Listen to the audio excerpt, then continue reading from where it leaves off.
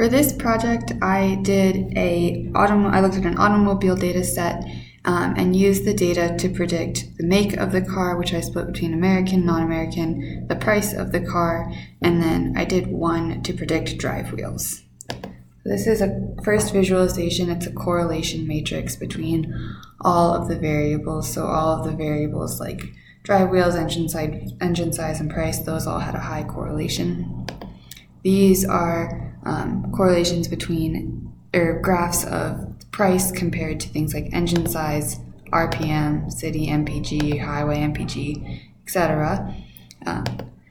For the categorical variables, I did bar graphs. So this is average price of the make, number of cars with gas and diesel, number of doors, etc. The first model was a linear regression.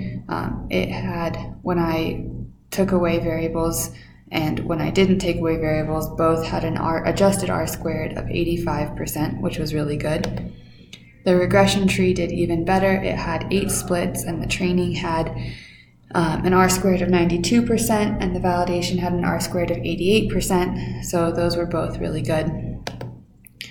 For the logistic regression, the first model with everything had an accuracy rate of 96%, and the second one, which had only variables with p-values less than 0.1, had an accuracy of 94%, so it actually went down, which is not great, but those are still extremely high accuracy rates. I did 2 neural network models, one with 3 nodes in one layer and one with 3 nodes in the first layer and 2 nodes in the second layer.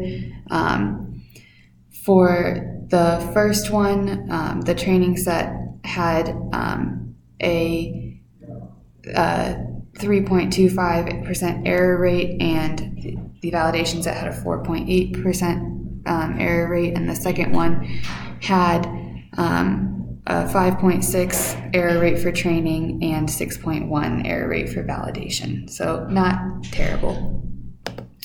And then I also did a naive Bayes to predict drive wheels, which was split in between front and then rear and 4-wheel drive.